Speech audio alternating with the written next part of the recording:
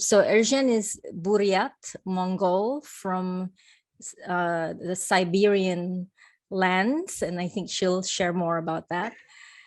She's been educated in Mongolia, in Russia, in the US, and she's a very cosmopolitan indigenous person. She's always worked in environmental and cultural heritage issues with experience in academia, government, philanthropy, international institutions, and cultural continuity work at community levels. And I had the pleasure, Ken and I, many times, of course, Ken, I visited once to Tajikistan and Kyrgyzstan and got to see Erjen's work firsthand.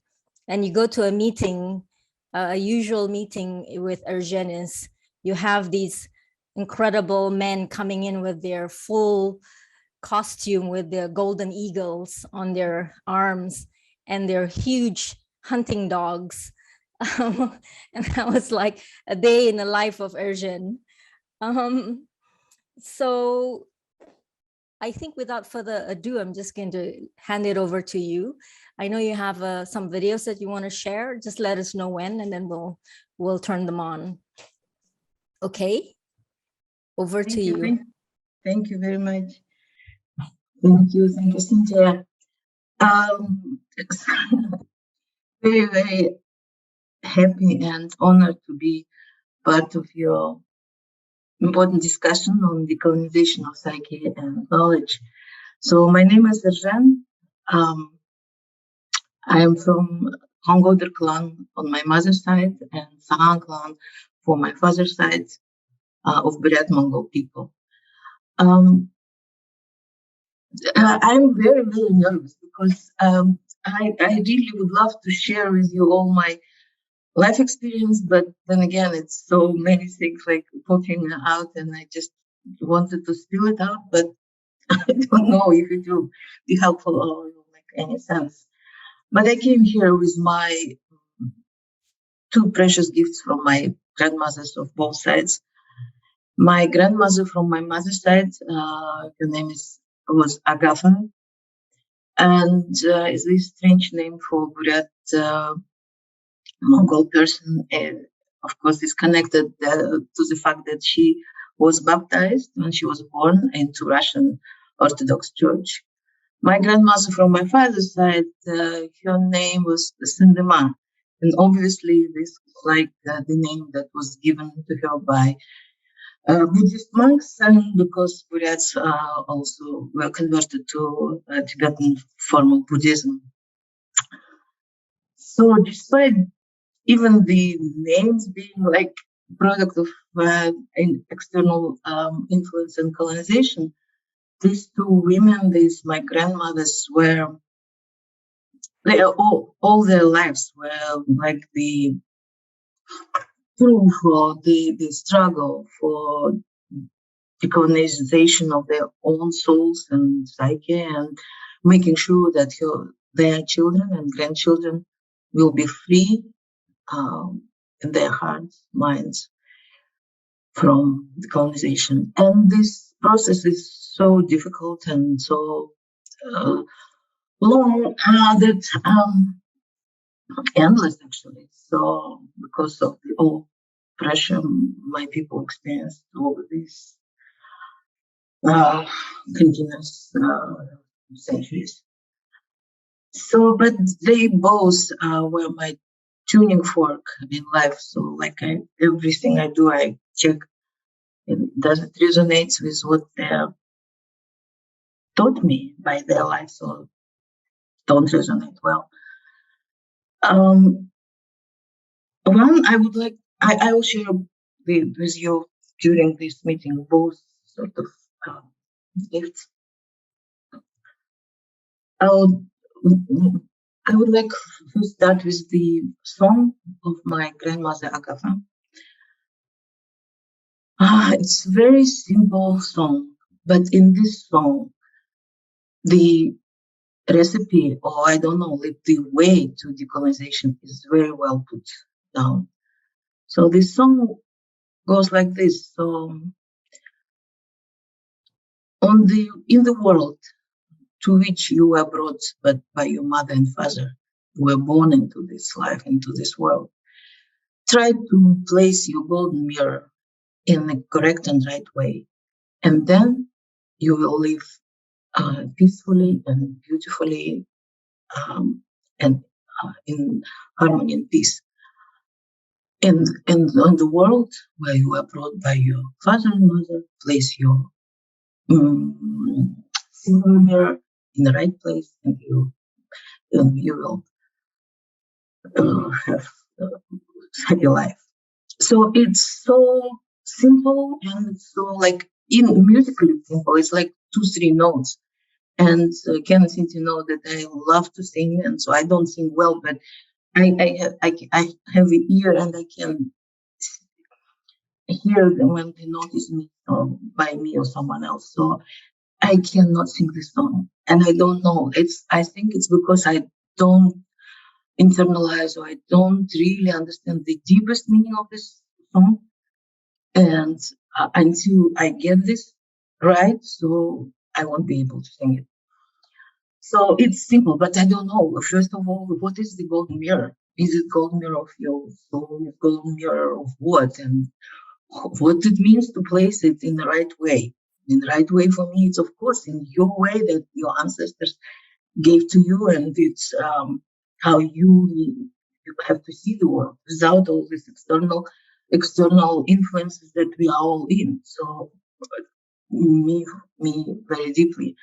Even like the Cynthia was talking that I have this experience in academia, government, and so on. Probably it wasn't like the right path for me. It wasn't the place where I had to put my golden mirror. But it's 50 years of my life, it's 60 years of my life. So, and I with the hope that probably by the end of my life I will be decolonized, and probably then I can sing this song in the right way. So I would like to ask you to share this song. It goes 1 minute 20 seconds, and then please stop the video. Okay. Oh yeah. And in this sort of video, we gathered all the places where our Elders Council of World Indigenous Spiritual Practitioners that we formed around the restoration of important fire ceremony in the Greater Central Asia and other parts of the world. So we show some of the landscapes where we've been working and engaged. So please, first 1 minute and 20 seconds. 알통은 알통 돌리긴도 아로게냐올로다 테베렐다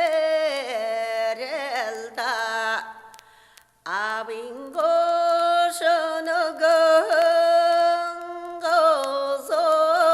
거소라탈도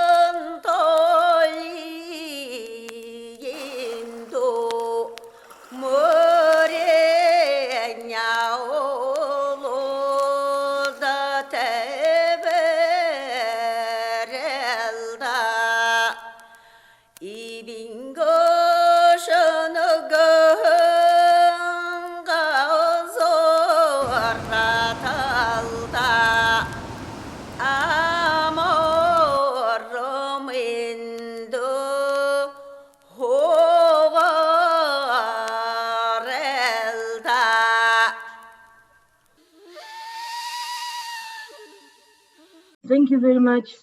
I'm a member now of the Elders Council of the World Union of Indigenous Spiritual Practitioners. we think and we strongly believe that the future of the planet depends on the degree we decolonize the indigenous people, can practice their ways and means and in a decolonized way and our own means and own understanding. And so we form this union around all participants who were engaged in the revival of fire ceremony in Central Asia. So it's very important process and was very difficult process. It started in Kyrgyzstan with a vision of elders. They had this Erjen, the spiritual message of the need to restore the fundamental, the foundational ceremony that was practiced by the Kyrgyz people from time immemorial, and then was prohibited by incoming Islamic teachings, and then, of course, was totally suppressed during the 75 years of Soviet ideology, Soviet domination. And 2008 was the first fire ceremony, and a local NGO called Aygine, led by Dr. Gulnara Aytbayeva, they became like sort of coordinator, like around which the elders, spiritual practitioners have consolidated, congregated, and so started to revive it. But the practice was so much forgotten that the important was to connect to other indigenous peoples around the world where the fire ceremony practice never stopped.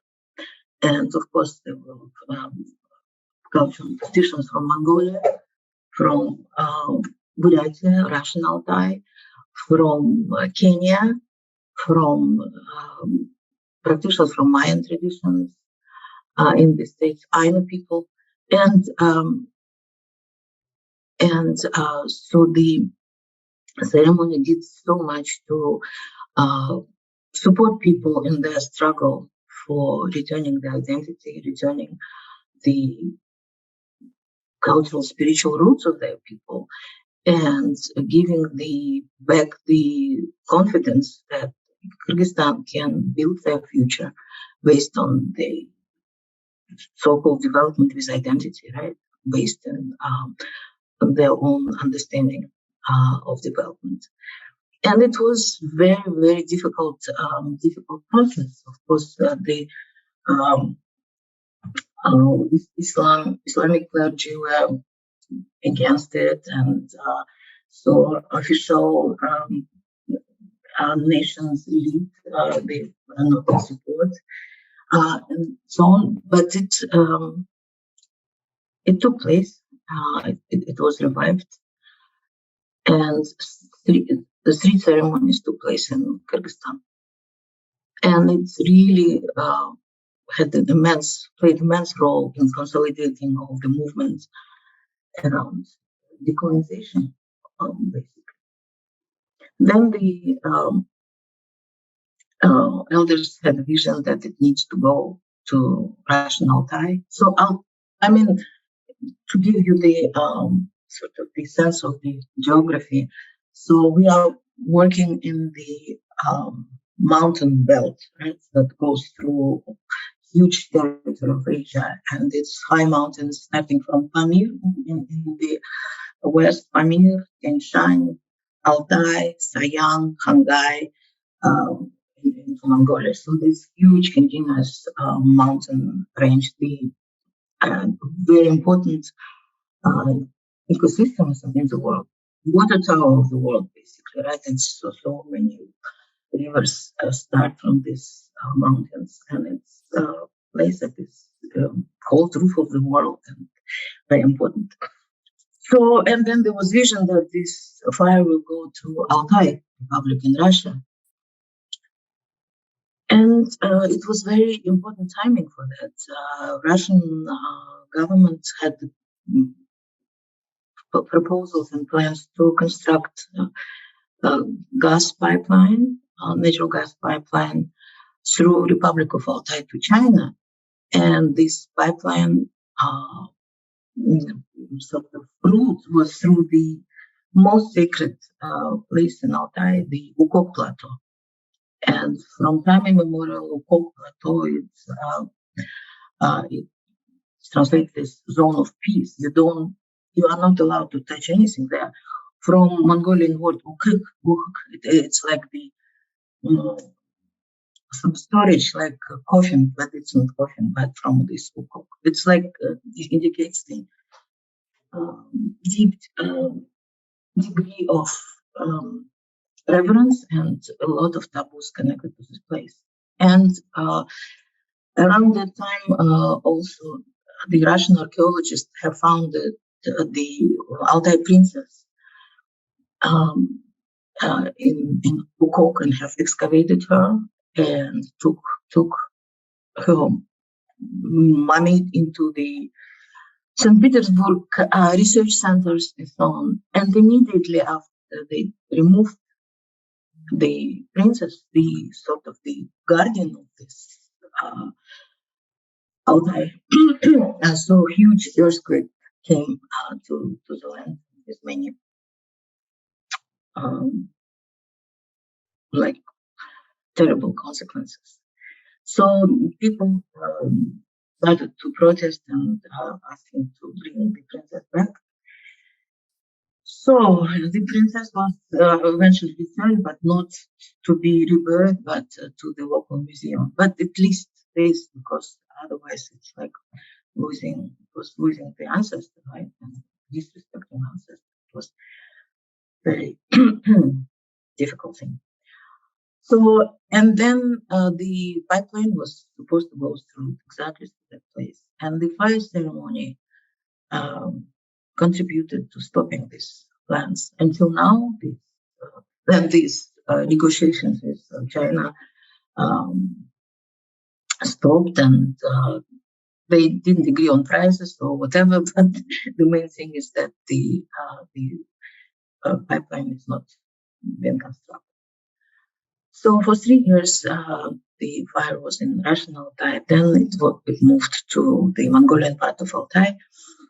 And the ceremony there helped to basically to bring attention to the entire Altai. Altai is the heart of Eurasia. It's the cradle of all Eurasian civilization.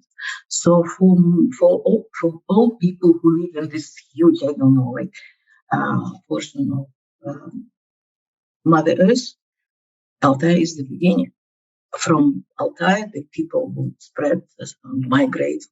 Some go to the west until probably Turkey, and further. Some will go to the east till the Pacific, and some will go to south to China, and some will go to north. Right? And of course, all these international instruments for protection of conservation of landscapes, they don't see the world the way indigenous people see. They think, okay, we'll declare the Gold Mountains of Altai on the Russian side as the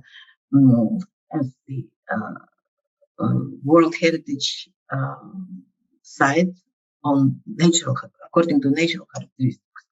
But Altai is not only nature; it's like it's the World Heritage as human culture, also cultural site.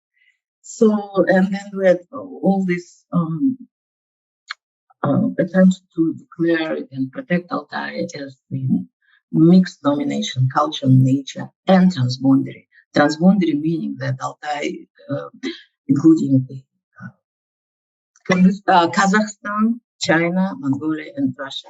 And of course, it's such a difficult process, and all these countries have very different types of government and very difficult to work with. And then this process is already in its 20s or whatever year.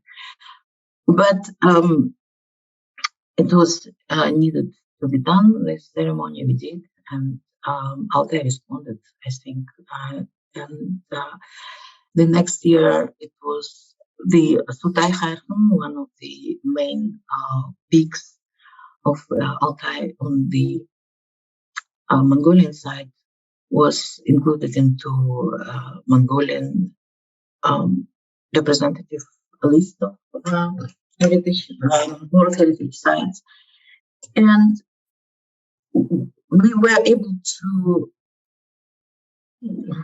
how to say, so each place in our tradition has their own spiritual owner, right? And this spiritual owner, the spirits come in various ways and images.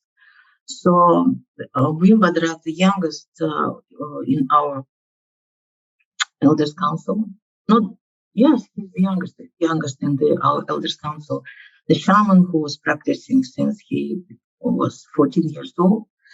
The image came to him. The spiritual owner of this mountain is a woman riding the yak, and very powerful. And so she just revealed herself, and then we found the proof of it also in the ancient Buddhist text, where they also described her in a similar way. So next year, this fire was concentrated around this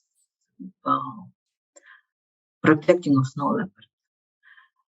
Before the ceremony, there was no sight of snow leopard on this particular location, and nobody even this particular region in Mongolia was excluded from whatever wood conservation networks or WWF efforts to save snow leopard. They just excluded this.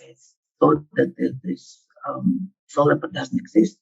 And surely enough, during the winter time, the one little snow leopard baby just climbed on the roof of the yurt of one of our network members. So that was like total proof. And so the snow leopard conservancy helped to install these camera traps and stuff like that. Now, at least we have this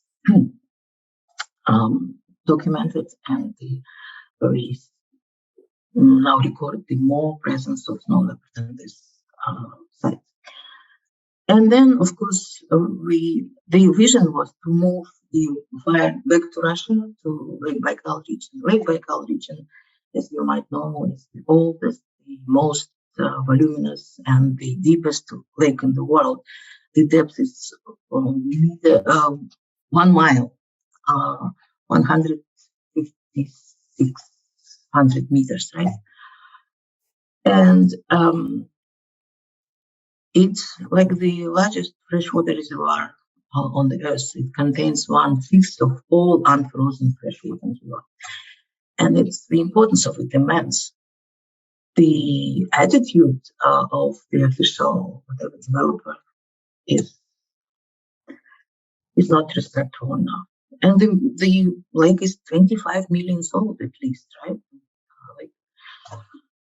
This disrespect needed to be removed somehow, so we needed to do a ceremony there. But the current political situation in Russia was not so welcoming, and we couldn't jeopardize the spiritual practitioners, and we decided, okay, we'll move to the Greek communities, but not in the Russian Federation side, but on the Mongolian side, in the eastern part of Mongolia. So we had there our ceremony for 2 years in a row, in the place of where Genghis Khan, the great unifier of all people, was born. And it was also very, very significant and the choice of, it's not our choice, but the location where we did the ceremony was perfect. It's like the further consolidate our movement and in the place where this unifier of humanity was born. So then finally time was ripe to move to Baikal, and we moved and did the ceremony by cult. And it was, I don't know, it was really, really powerful. And I thought the timing was so right because it probably reached the hearts of more people and so on. And the elders saw the vision. They say, "Oh, the fire needs to stay here for 4 years," and that we were so puzzled. Why? Okay, and then of course we just followed this thing, and then the COVID came, and then for 2 years in a row we are not able to go to Alhon Island, the sacred island on the lake, and do the ceremony. We just do it remotely, each in our places and so on, but it's not the same. And our hope is that next year, it will be the 4th year, right, connected to Alhon, we can go there and do it all together. So, and then the movement is growing. All people who share our vision and who participate in the fire ceremony can join as the members of the World Union of Indigenous Spiritual Practitioners. And we have 13 members of Elders Council. And now I would like to share with you a video of some. You can see some visuals of the fire ceremony, mostly in Mongolian and on the birthplace of Genghis Khan. And some of our elders, members of this council. And the thing that is important, these visuals we did to the music of the world famous rock band, the Who, this Mongolian youth rock whatever group that is very popular in the West. I don't know why, but it is really popular. And they recorded this song called Shok Shok, and Shok Shok is the invocation when shamans do their offerings. And the words for this song was written by the oldest member of our Elders Council, Abdambador Zairim. Zairim is the shaman of the highest level of initiation, the 17th level. So he's the oldest, and he's really good and fine poet. He wrote this song, and it's in the interpretation of the Who, it's like the commitment to the way of the ancestors. It's really, really, I don't know, I think it resonates with young people very well. Please, could you please show the video?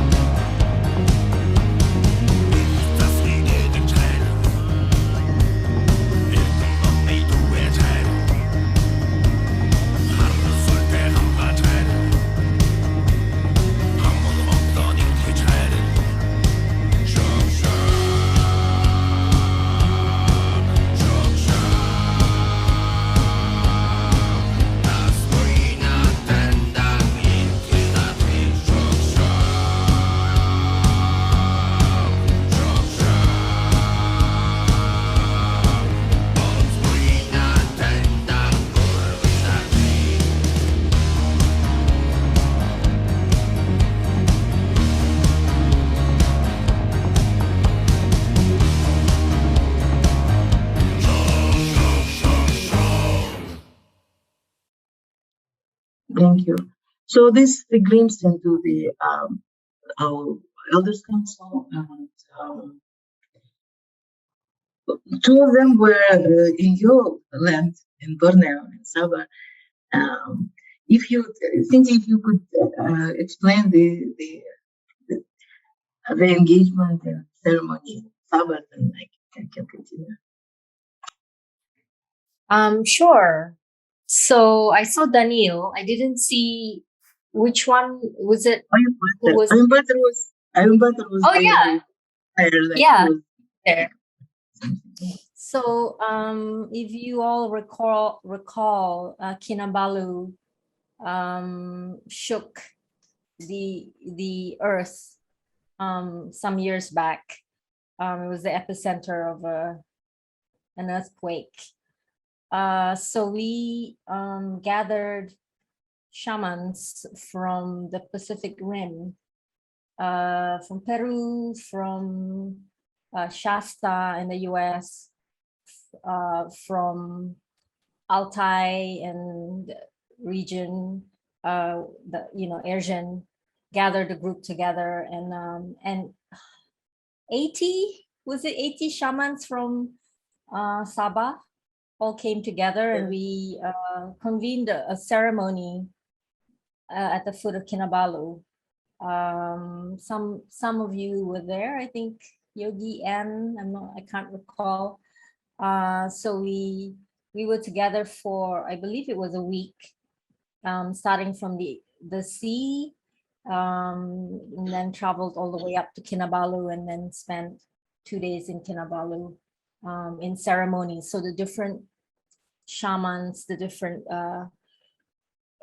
indigenous medicine people did different ceremonies, but somehow it all came together to be one beautiful big ceremony.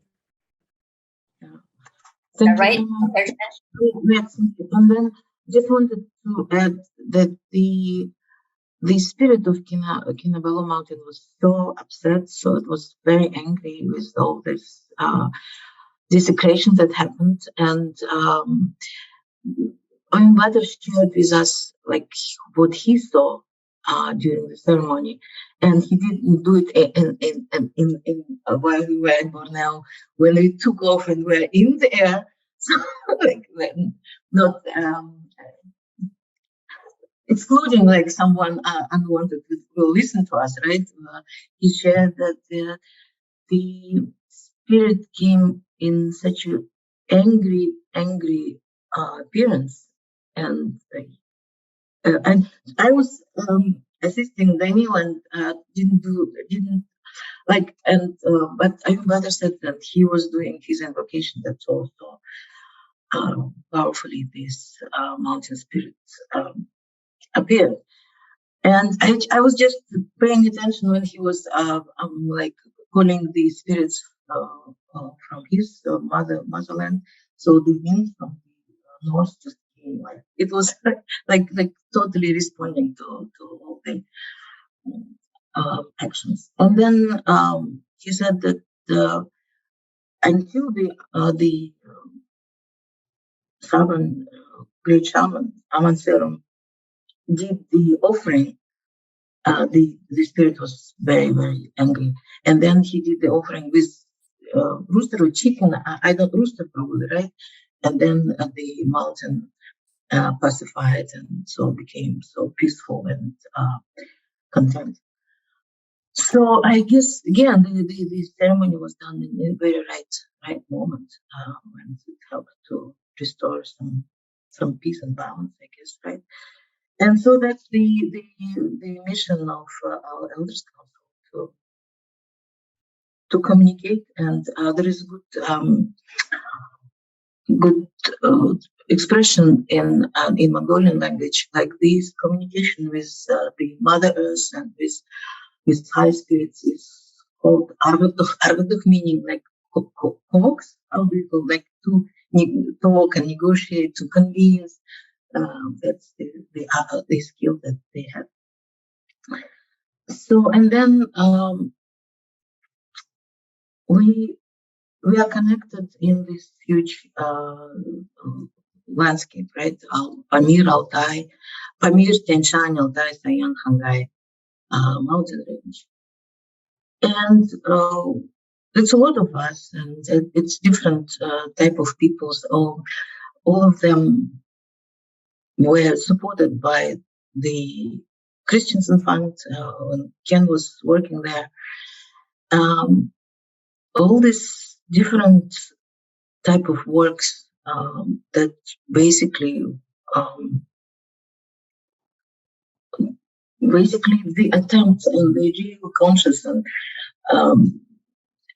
stubborn effort to regain ourselves, to regain our identity, to regain our right and obligation to work towards the vision, the vision of future that we all have. It's like the work to respond to our obligation before our ancestors, like we have to use this time and momentum to transform, and our obligation to the future generations that we cannot steal their future from them, right? We need to do some really conscious effort. So we now thinking about like consolidating more around these issues and forming this, we call it the belt of spiritual resurgence, including all these mountain ranges and all these countries, communities along this geography. And it's in many ways coincide with the Chinese mega project, One Belt, One Road, One Belt thing. So, and we thought that it's important for us to be active and present there, because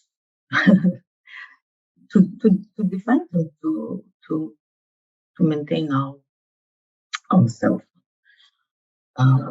in front of this huge mega whatever development project. So, and the way it's done, it's so multi-faceted, whatever. It's like the restoration of traditional economy, traditional handicrafts,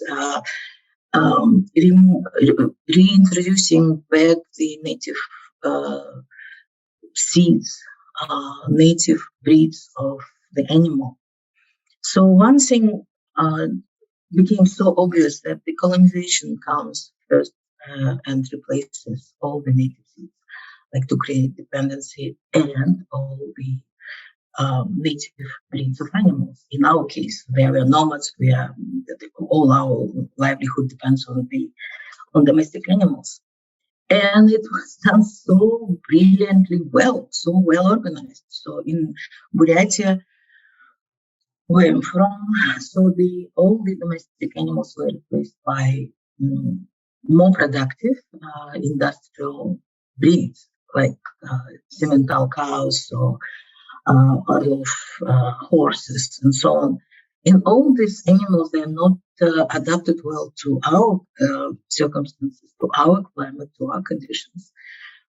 And the first, decisive step in decolonizing was reintroduction of native breeds.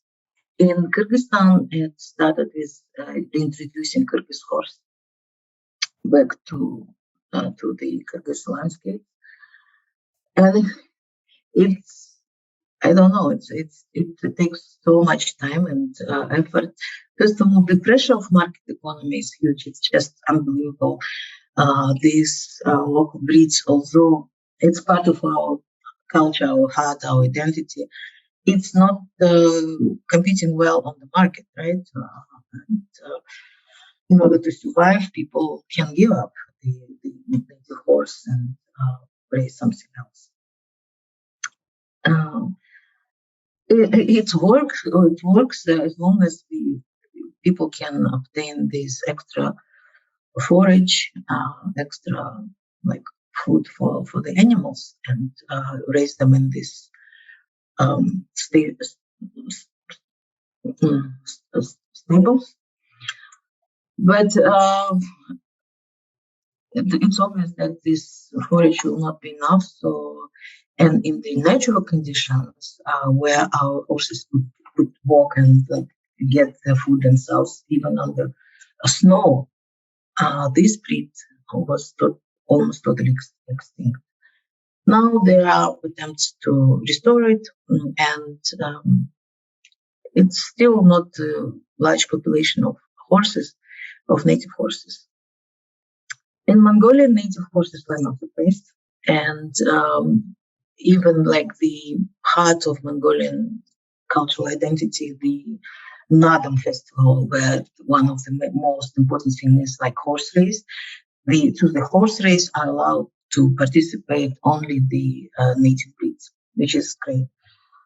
And so in Mongolia, it's still alive. And then we did sort of cultural assessment, cultural sharing, and the herders from Mongolia came to Kyrgyzstan to check our program, grant program in the line of felt people, the people, nomadic people who live in this yurt that Cynthia mentioned, that made of felt, so that hence the name of it, felt people. So the people of felt feelings. So the Mongols came, they were so eager to see Kyrgyz horse. During all the 10 days that they spent in Kyrgyzstan, they were not able to see single Kyrgyz horse. And they were so upset about this. Although they heard about the attempt to restore it and all this project, beautiful project, because it's not only horse, it's all the cultural elements that are connected to this. It's like handicrafts of making the saddle, particularly to Kyrgyz horse. So it's like the huge repertoire of songs and poetry connected to the horses. And this entire art of training horses for horse race, and it's really important and even secret knowledge, because it's really rarely shareable. So my experience with Buryat cow was very, very sad. We ate our last Buryat cow in 1976. And this breed just stopped their existence on our landscape in Buryatia. So everything was replaced by huge like industrial breeds, and they are all in sedentary sort of mode. And the huge pasture land is not used properly, and all the knowledge of grazing animals in Buryatia was lost. So we had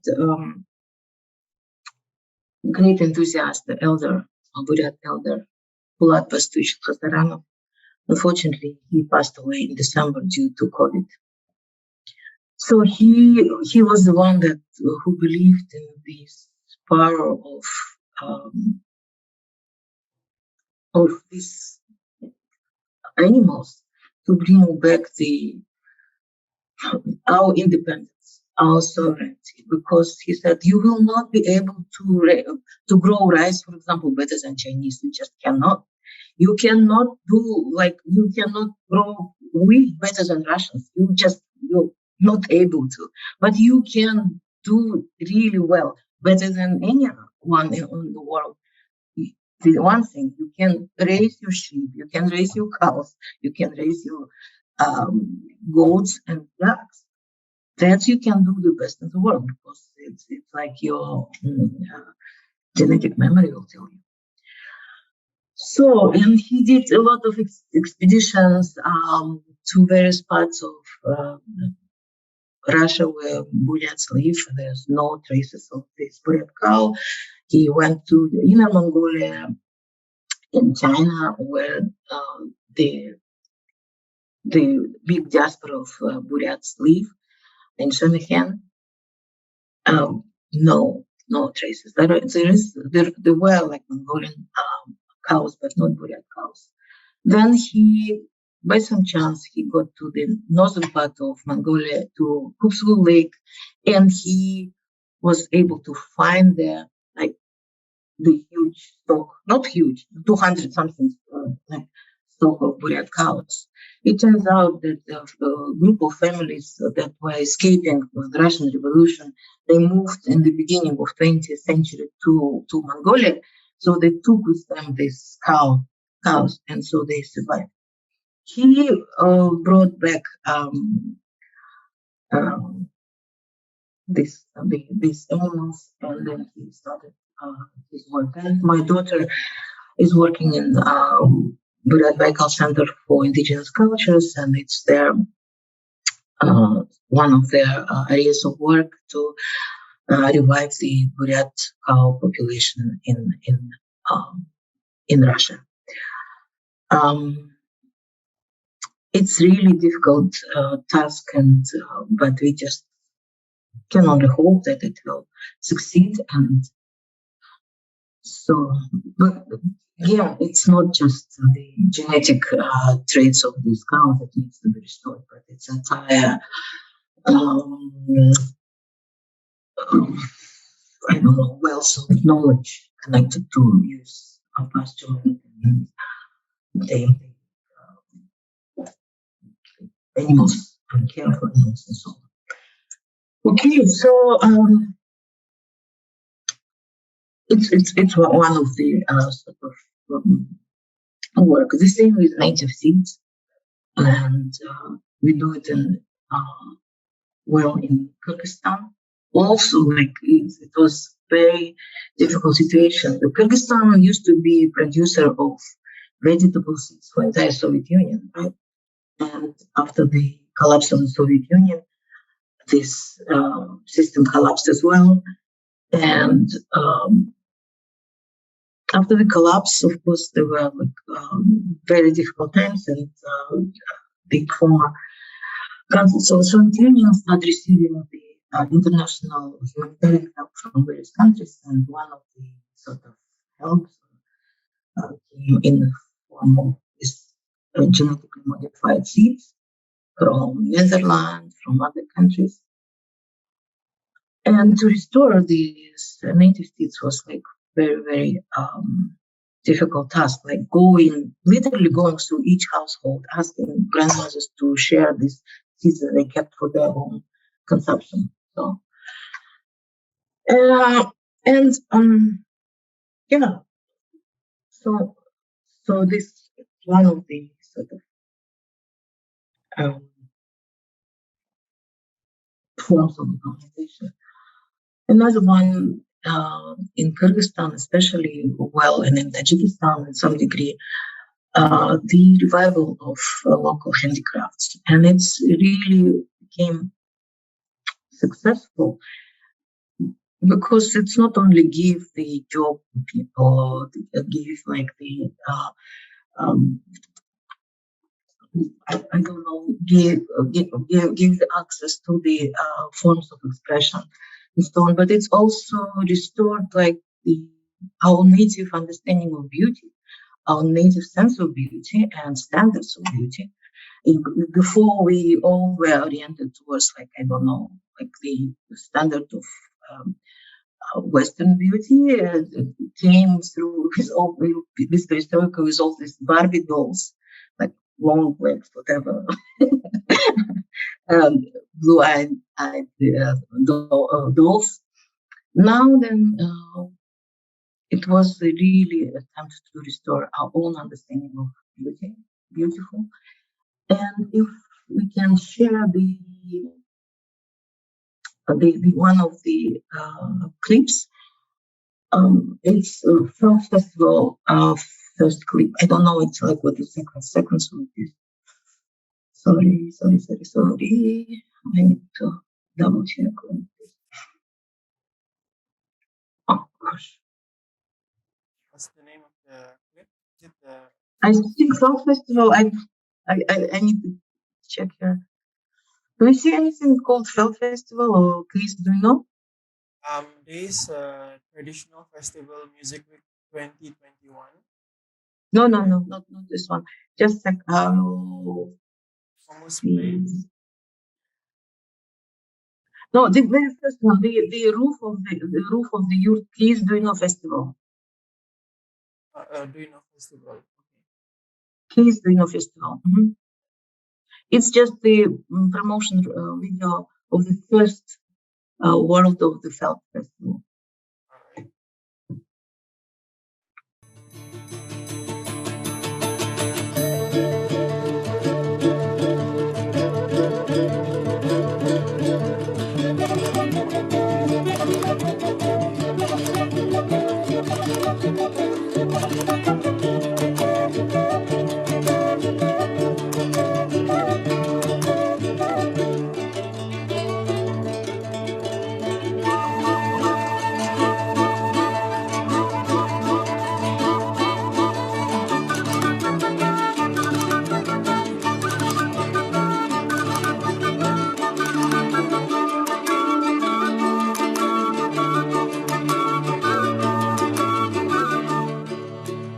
Much. It was the promotion video for the very first case, So the idea behind this was like restoring the knowledge of nomadic people, felt people, and the sort of generator of this idea and the generator of all these movements of revival of traditional handicrafts was Aida Sangulova, a really charismatic and talented woman from Kyrgyzstan. So now it's really successful movement. So the fashion designers from Kyrgyzstan are now on the world stage with all this beauty of Kyrgyz national ethnic costumes and so on. And it's really I don't know, it's really powerful. And one of the designer, Erjen, she organized the shows in most of the European countries and in best venues. And she traveled with the young Kyrgyz musicians from Psyche. And they really conquered the public in these countries. And I met with these children. So first they just regained the confidence in the beauty of their own culture and got the desire to share it widely, right, and to keep this these traditions alive. So in music revitalization, there are also very important development happening. So, of course, during Soviet time, all the national expressions were suppressed. So the slogan was, we need socialist in content, but national in the form art. But now we are returning not only the form, the external shape of the artistic expression, but the content, the inner heart of it. So, and we did it in different ways. And one was Nurak Agay Abdurrahmanov, the famous Kyrgyz musician. He also passed away a few years ago, but before he went into other world, he was able to share with us his own system of teaching children and adults how to play kamus. Kamus is the main music instrument of Kyrgyz people. So in various parts of the country, so kamus playing was restored. And so for the Kyrgyz organized the World Nomadic Games. It's athletic competition, and people from all over the world were invited. And so for the opening ceremony of this huge indigenous Olympics, so to say, there was an idea to open it with the kamus players. 1,000 kamus players were supposed to play something to open the space. And the preparation started in various parts of the country. So especially school music teachers and school children professional artists all started practicing hummus, and it was really all-encompassing sort of process. And then on the beginning of it, beginning of the Case Duino Festival, so we enjoyed an ensemble of 1,000 hummus players. And it was really, really unforgettable experience. People cried, people like, I don't know, they said it was like Arun, it's like the purification or like catharsis they experienced in this particular moment. Could you please share with us this ensemble of 1,000 hummus players?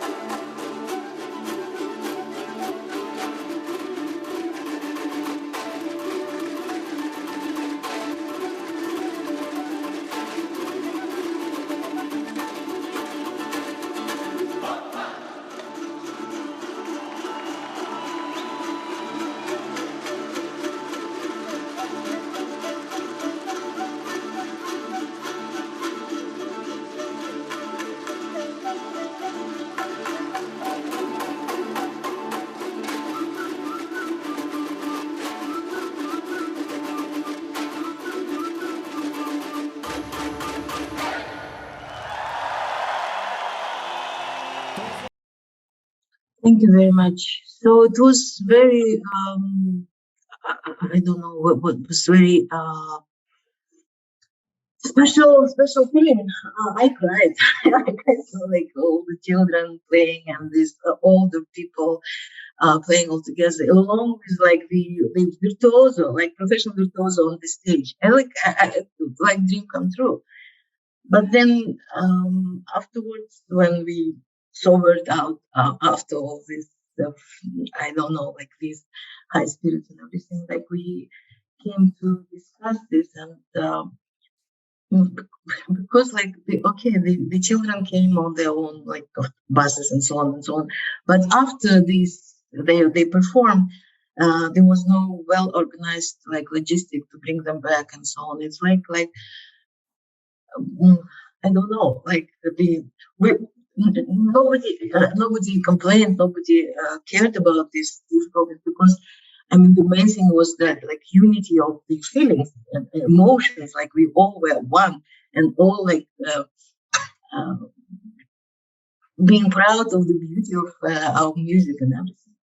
But on the other hand, we thought, wow, maybe our reaction to this even is colonization in itself, because probably back in our mind, we had this belief in gigantism that was promoted by the Soviet rule.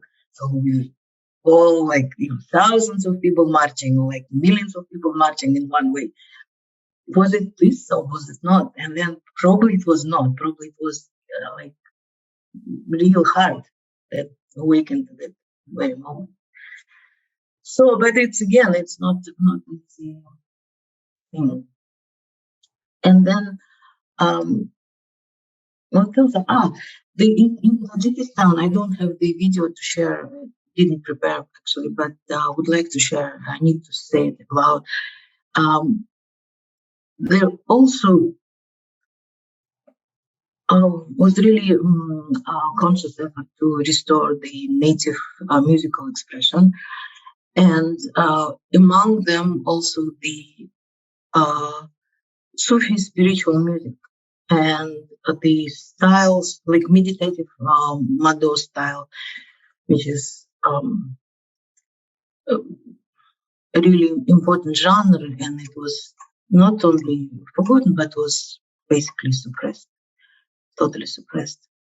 And now it faces the suppression from many sides, from traditional, sort of more radical forms of Islam that are saying it's not allowed to do this type of spiritual music, and from the official Soviet propaganda, and a few years right before, on the scale of time, a few years, minutes ago, and then also I don't know, from the general public that was not sort of ready probably to receive it, but it was so powerful, the restoration of it, the Mado, the dervish, so-called dervish night, the friends restored. It's like the music, spiritual communication with the land, and it was done on special sacred sites, mazars, in Pamir Mountains. And yeah. And before entering this space, these young musicians, they helped to one musician, blind musician, who was playing his music and singing his songs in the bazaars of Dushanbe, the capital city. He was exceptionally talented, genius musician, but was reduced to sit in the bazaars and playing for people and receiving whatever they give him for this music. And his dream was to have a concert, a real concert in a wood venue. So these young musicians, on their own initiative, have arranged this concert for Abdul Khalik, the name of musician, to perform on the stage of the Dom Kino, one of the prestigious venues in Tajikistan. So he did this solo concert, and our friends, the young musicians, helped him also with their performance. They were quite popular as well. So I saw this video, and I was not present in this concert, but I saw the video, and I saw the reaction of the audience. So it's like also the people were crying, and I don't know, total purification of soul, I think, happened, because I don't know why. I mean, probably because they never thought that this type of music that they used to listen then from childhood, that was neglected, that was disrespected, and so on, was finally on this prestigious stage. I don't know. And finally, like, received by the audience as it should be. So that was one of the highlights of my experience in Tajikistan as well. So what else I was going to tell? So now probably we'll return to my grandmother from my father's side. Sindma, her name given by Buddhist monks, means lion-like female goddess of wisdom. So she was really lion-like, I mean, in her spirit. For example, she decided to leave this earth herself, and she just stopped eating And just in deep prayers, she spent probably almost months and a half only drinking water and some diluted apple juice, and in deep meditative and prayer state. So she left this earth, and the Lama said that she is already reincarnated in the higher realms and higher worlds, which is great. So that probably she will not return to this earth in any forms, but will be there and trying to get to total nirvana. We all don't know. But her story. Okay, but before we go there, I would like to. I don't even know if it will be possible or not. I didn't send the link to you guys. Probably I will do it right now if possible. So 10 days ago, I just came back from Altai Republic in Russia. So one of the elders council member lives there, and he is the organizer of the first indigenous ethno-natural park in the Russian Federation. His name is Daniel, and he did a lot to protect the sacred Karakol Valley that he believes, and many people believe, is the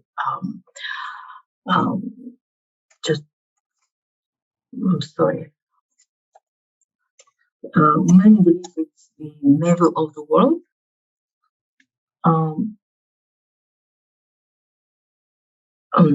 And it's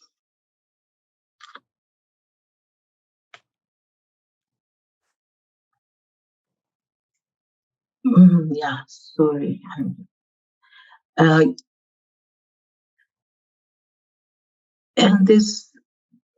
it's difficult. So he organized the Association of Protected Territories of the Republic of Altai. It was really first indigenous control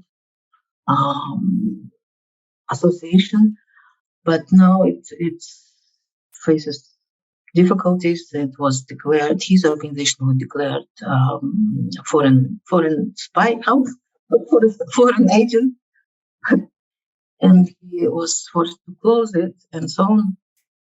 The state of what we're seeing now in his park is the compromises with surroundings, that he's moving more into the, I don't know, like he connects unconnected things, but it's probably the only survival strategy possible right now. Okay, and then the people of the valley. Erjen, it's downloaded. So shall we? Do you want to play it? Let us know when you want to play it. Okay, I just wanted to give a background to this monument that we will be seeing. So I went there 10 days ago and saw this monument that the people of the valley have erected, and it's called. It's the statue of the of a young boy who is starving from hunger, but he's still holding in his hands a small ground squirrel. And the inscription says, "To the ground squirrel who saved us from starvation during the years of the World War II, from the grateful children of the war." And I thought it's like very, very important monument on many levels. It shows the participation of indigenous peoples and the victory over Nazis, of fascist Germany. And I will never forget, Ken, when we had the visit of board members of Christian Sapan in one of the family villages. We saw the monument to the members of this village community who died during the World War II. And one of the board members asked, how come? What is the relationship? Where is Pamir and where is Germany? Why? And so, and to me, I don't know. It scratched my heart very much because there is no family in the former Soviet Union who has not lost at least one member of the family to this war.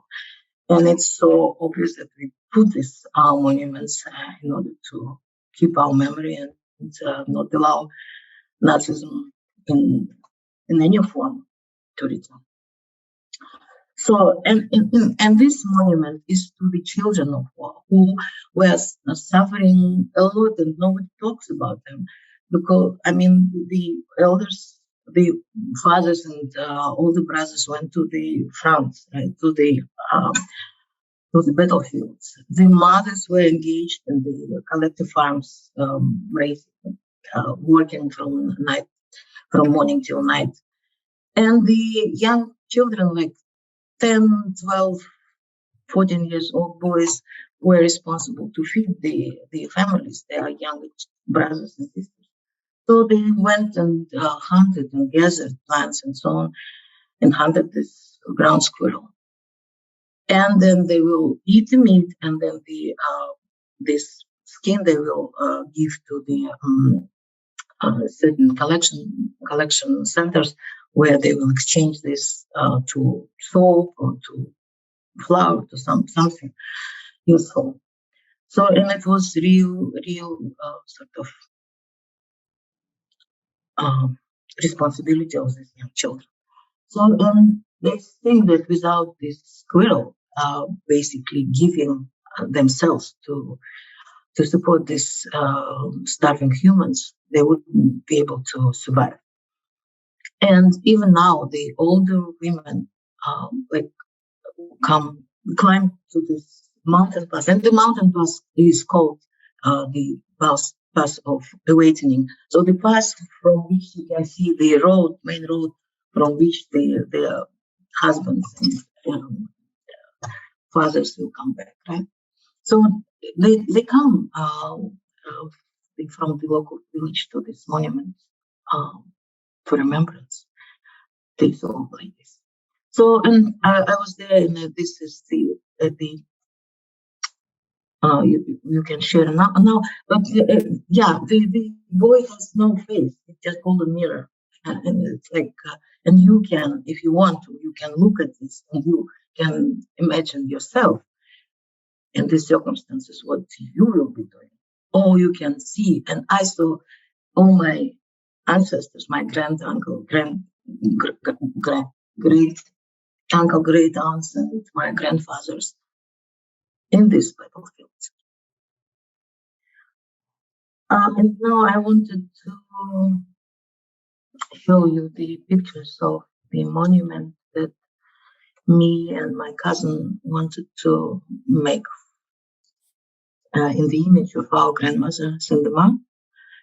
But it's monument to all the women, of indigenous women, that had this huge burden and huge task, and to survive and to ensure that we continue as a people, as a nation. It's I can't unfortunately share it. Like it's the probably I will send it.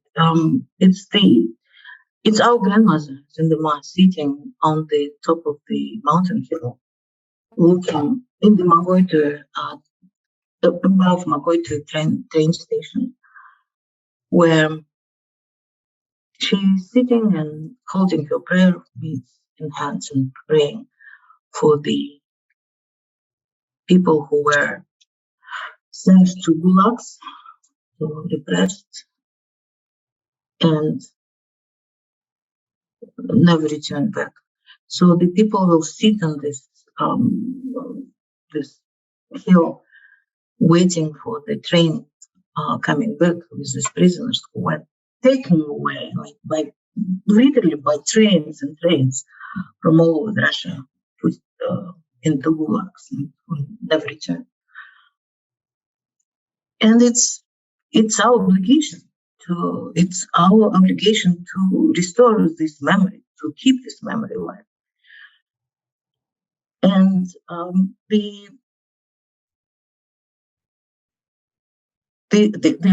my cousin is a famous sculptor. He did this model of this monument, and it's really well received by community. And so we thought that we will be able to build it, but still we are not able to do this. We were not allowed to use this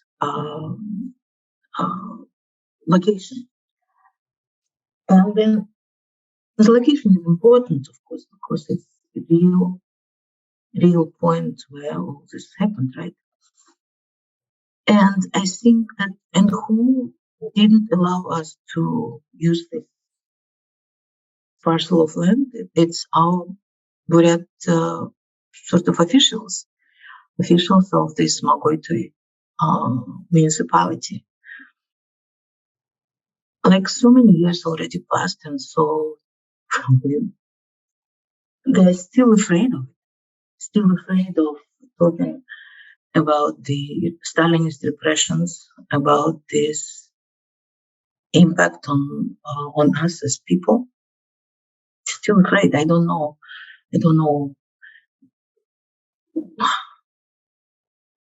when it will be possible for us to do this. It's like it's the matter. It's again, as I said, it's like if my mother's first grandmother's song was like tuning fork. You listen and see and feel you're right or not wrong. And this is like the indicators of the degree of our colonized mind and psyche and everything. So we're still afraid of doing something. And I guess when we will be able to build and construct this monument, then it will be indicator of the degree of decolonization of our mind. So that's all that I wanted to share with you today. So there's a lot of other stories that I wanted to share, and I really had to probably like the revival of Manas Epica that has some implications and good hopes for Buryats to revive their disparity, and so on. All like about this revival of eagle hunting that Cynthia has described so beautifully.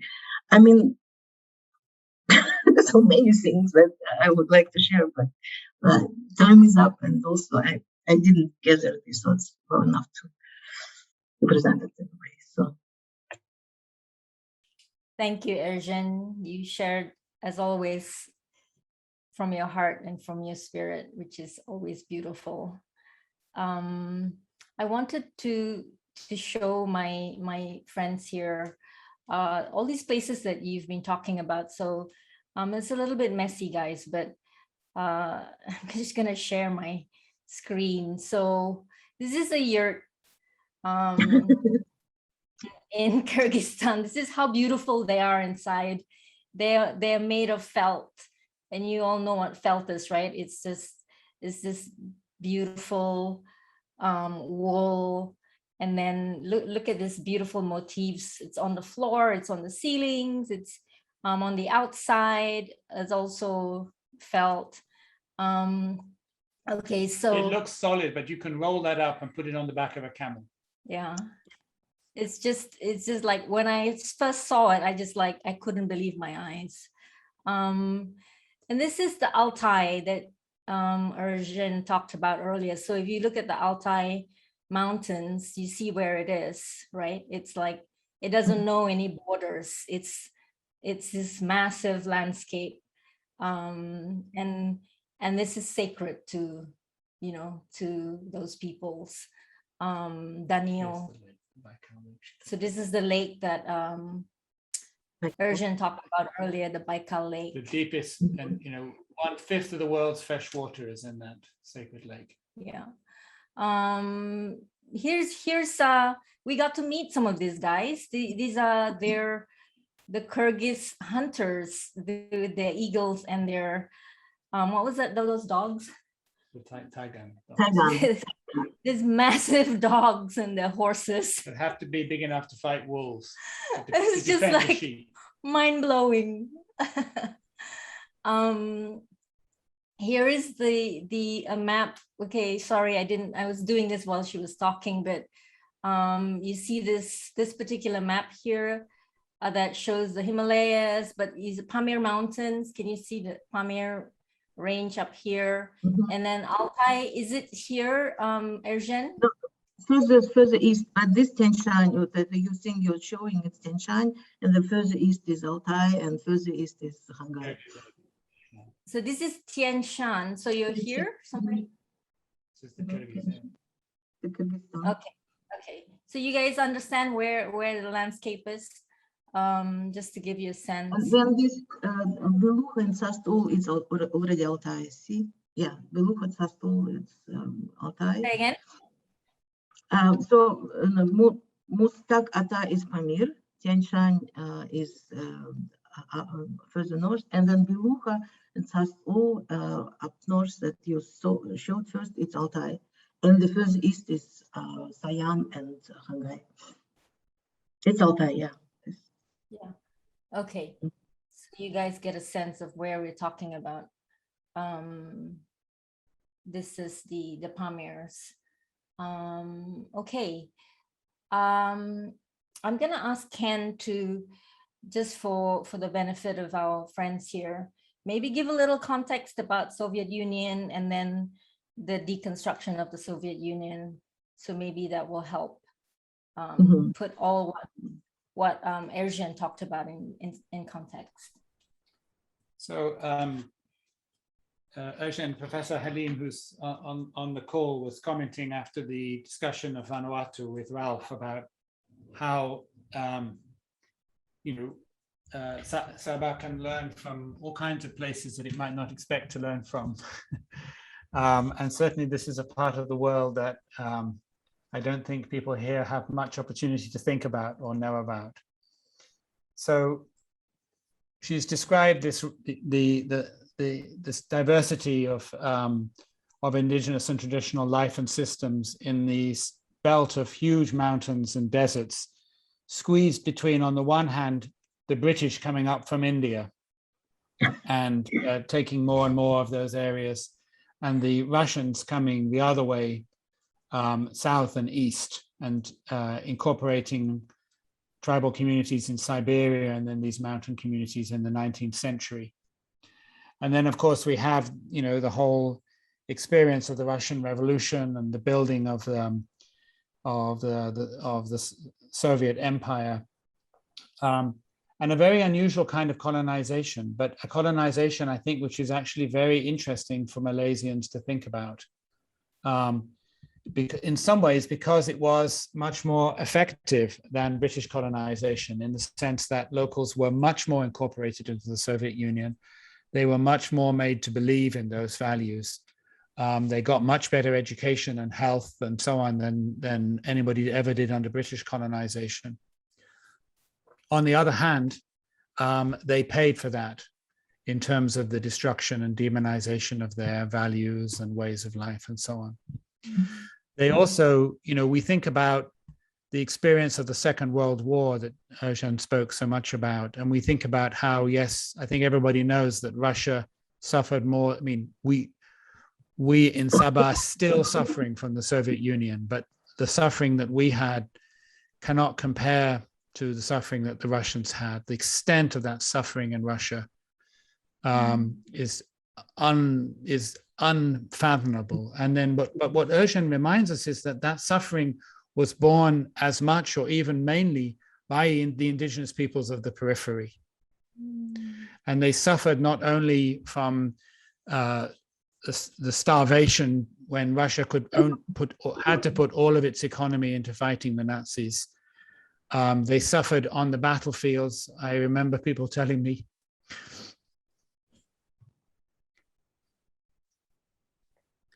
that the soldiers from tribal groups would be sent even without rifles.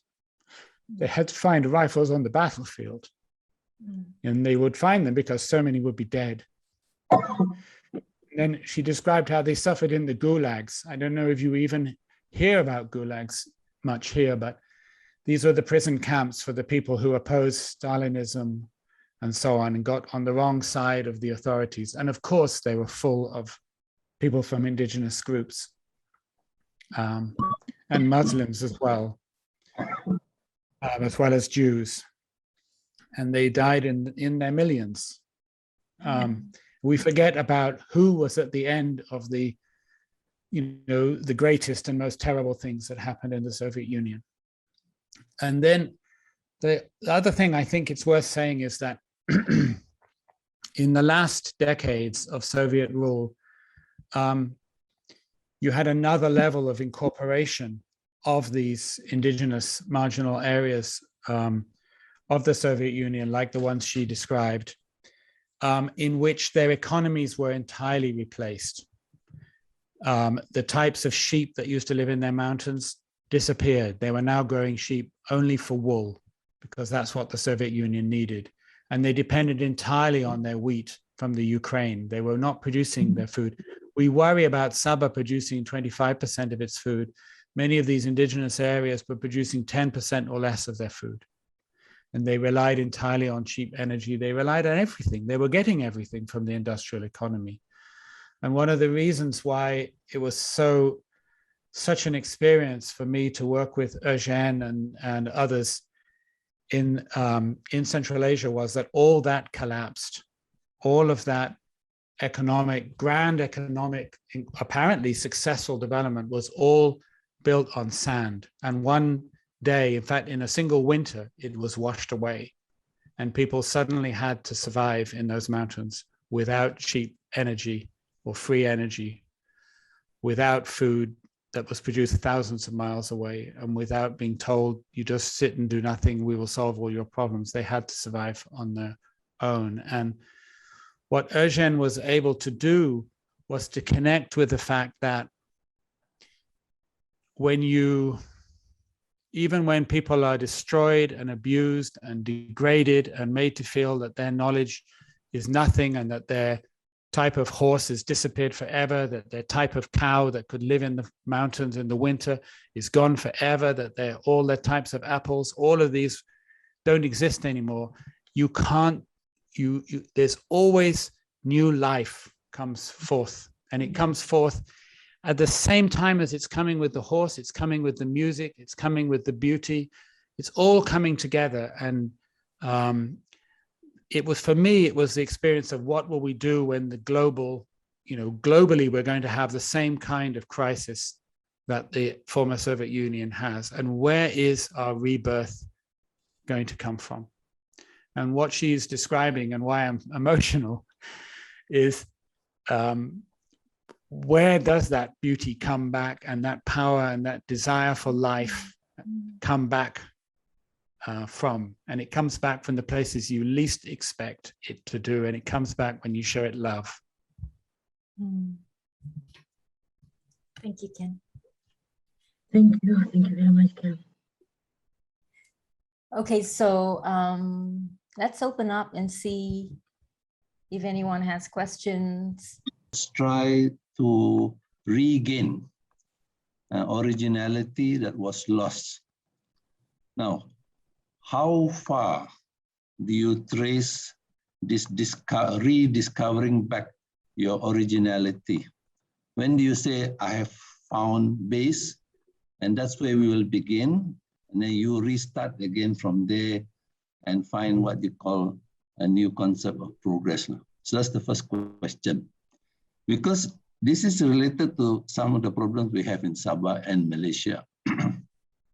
For example, when we talk about decolonization, to the Malay nationalists, it is basically going back to the glorious days of the Malay Empire on Nusantara.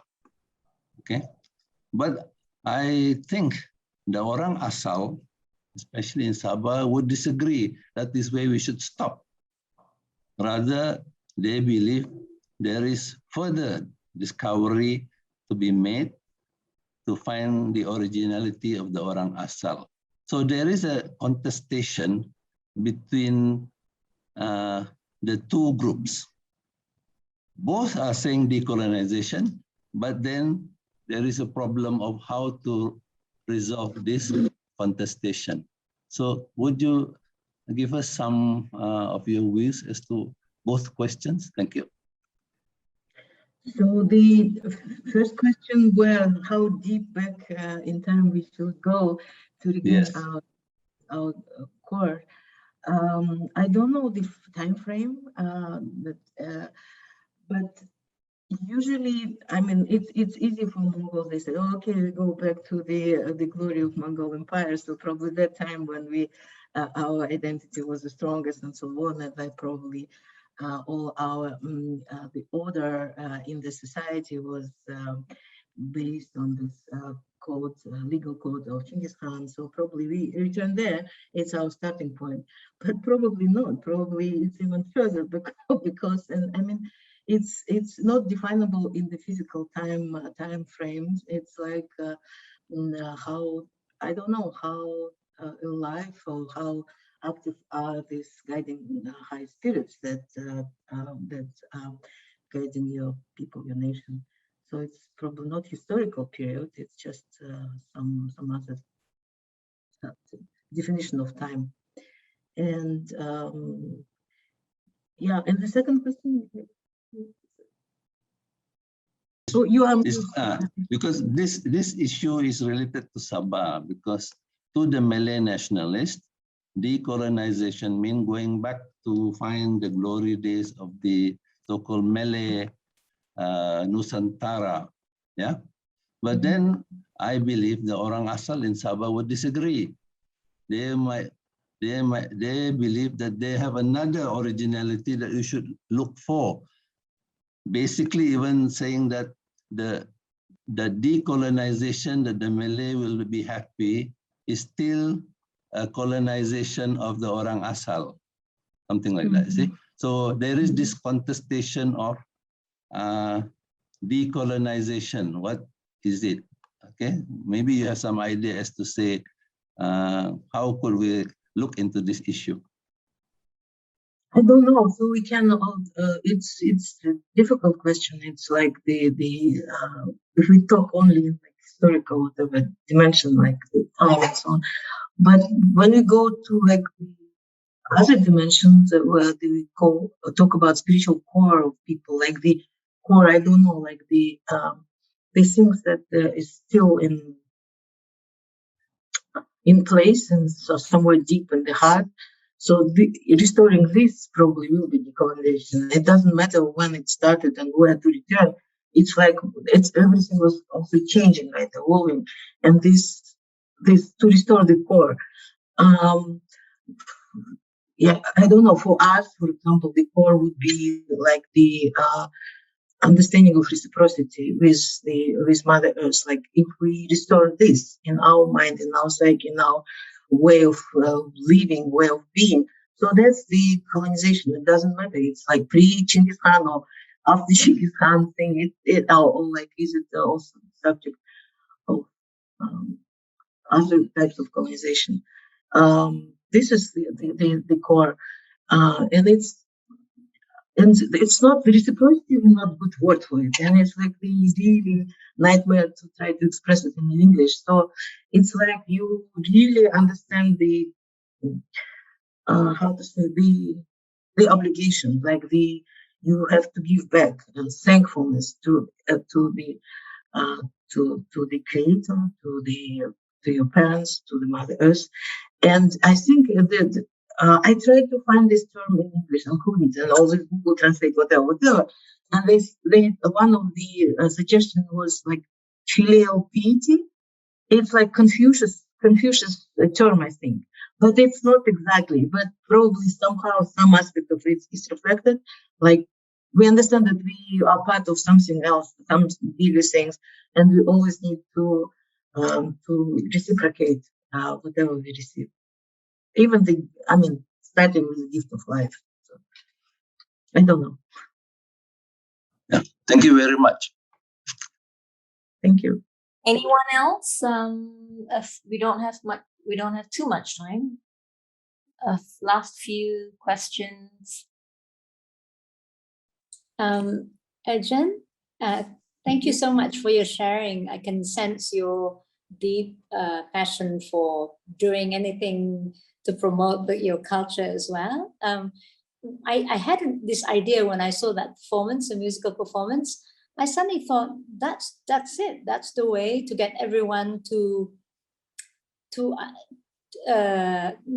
play a musical. Say as simple as playing a musical instrument.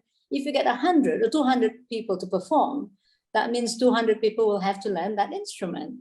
And it's one way of keeping the culture alive, isn't it? Because I remember at school, children are given, well, the younger ones will know, a recorder. Yeah, and that's not a traditional, say, instrument. But if we have one which is called sompoton, which is a bamboo kind of instrument. So if everyone's asked to do that, or for performance purposes, like during National Day or something, wouldn't that be amazing? I also, because I feel that actually the way we keep our culture alive is not by saying that we are surviving or that we are suffering, because even though obviously there is suffering, but perhaps the way to look at it, I feel, is just to joyously do something. Keep doing a cultural performance or this, without making it so dramatic, saying, oh, we're doing this because we're struggling to keep our culture alive. You just do it out of joy. And I think that will be more effective as a means of getting, especially the young, to be interested in doing, in carrying on the culture, because almost unintentionally they'll just do it. So I think our duty is just to keep having festivals related to our culture, particularly if it's a festival that's very exciting and interesting. Do you think? Yeah, I agree with you totally. So yeah, it's just a way of doing it, like a way of expressing this the heart of your people. I guess you're totally right. The only thing that I'm concerned about that, for example, if it will be too formalized, if you go to do the schools and, like, for example, the process with revival of the traditional epic Manas, which is like the longest epic poem in the world, has like million verses, and it's larger than Odyssey and of Homer and so on, right? Iliad of Homer. But it is like you can perform it only in certain stage of the consciousness. You cannot do it like mass production, so to say. And but somehow, unfortunately, there are the attempts to bring it to schools and make it like curriculum and so on. It will kill the essence of it. For example, and the same, not the same. Another form of epic poetry, Geser, was born in my place, my people in Buryatia, and it was totally forgotten and repressed and so on. And the only thing that keeps it alive, it's just theatrical performance, like when professional singers will sing it. And it's not enough. It needs like to be revived in the deeper level of it, right? And like real storytellers that can receive it as through trance, and then you can listen to them, and it's transformative experience. Unfortunately, in my culture, it's totally lost. And my deep hope was that probably Manaschi, the epic reciters from Kyrgyzstan, where this tradition have never been lost, they receive this knowledge in trance and then are able to perform it to the audiences. So they could somehow help us to restore, because I think it will never disappear. There are boys and girls who are born with this gift, and then they start reciting it like in the age of 3, 4, 5 years. And parents are so colonized, they don't understand this, right? And they think that they have some mental problems or whatever. They put the mental institutions, and that's it. So the child is ruined forever. And with And I thought, okay, what was the chance that I can get a job at the Christian Fund in Central Asia, right? A woman from Siberia, whatever. It was like almost zero, right? And all of a sudden, I was sort of appointed to work in Central Asia. And I thought, wow, probably it's this connection. Then through helping monastery, I can then afterward ask the monastery to help in my home country to our researchers, the storytellers that have lost this. And it's very personal because my grandfather from my mother's side was put in Gulag, in this concentration camp, for his work on revival of Geser as the epic heritage. And he was accused of being nationalist, and he was put into prison in 1947 during the second wave of Stalinist repressions, and then was released only after the Stalin death in 1954, 1 year after Stalin death. And he was like, I don't know, he didn't spoke with us, his grandchildren, in our native language.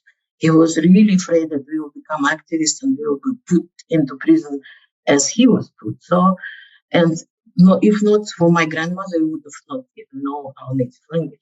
So, and then it's, and I saw that that's this connection. That's why I'm there. That's why I'm helping monastery, and then monastery will come and help us. And during the fire ceremony 3 years ago, famous monastery from Kyrgyzstan came to Alhon, and he did this.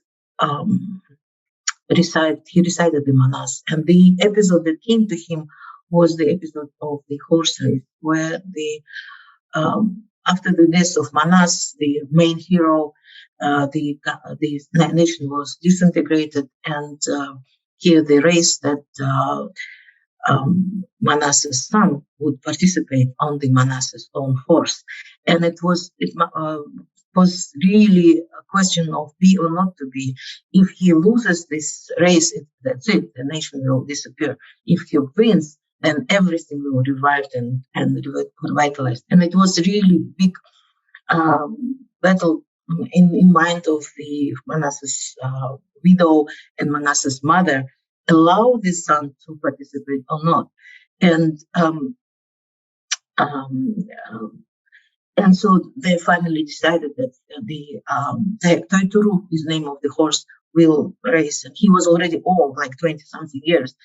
Usually horses don't race in this age, and he won. So that's the thing. And then I thought, wow, that the choice of this episode, not that they came to this particular moment to Camille, was so symbolic. So it's like that was the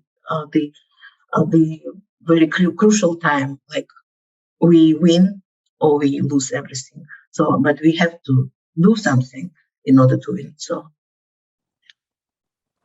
yes, I do agree with the fact that you don't also make it superficial, because there have been issues where some ceremonies are performed on stage and it's totally out of context, and that's not very healthy.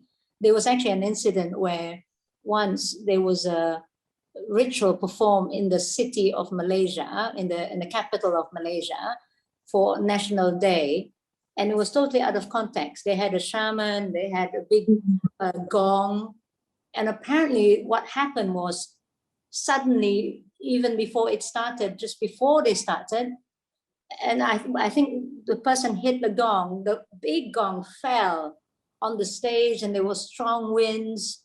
So it goes to also show that you don't play with, absolutely. Yeah. I totally agree, Jennifer, because after the collapse of the Soviet Union, there was huge movement of reviving Geser in our country. So then they started reciting Geser, like doing performances or whatever show, pronouncing Geser's name in summertime, like, and so on. And it's this Geser epic is only recited during winter. And then the family of the last remaining famous Geserchi, she shared that. She said, we were against it. Like, it's not a show, it's real spiritual work. You cannot do it casually.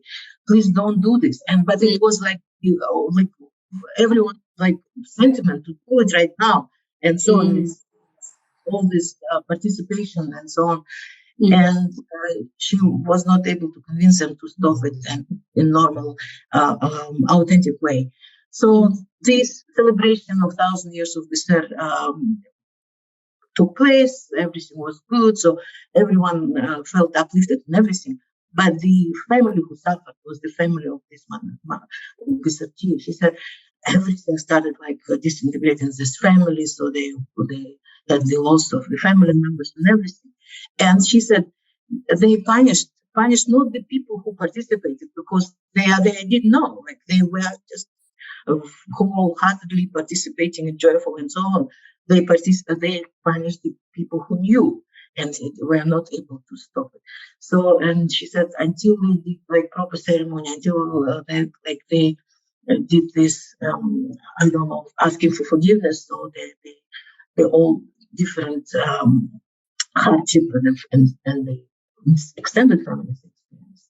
And then she said, like, very recently things start coming back together in normal way. So I guess it's really, we are working with this real power, real energies, and need to be cautious and need to stay true to our authentic things as possible. And be respected.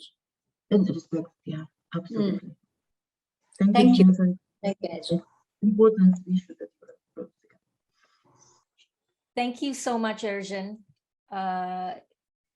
You know, you always, your stories are so deep and so wide and so big, and like the mountain ranges. We have to expand hugely to take it all in. Yeah, thank you.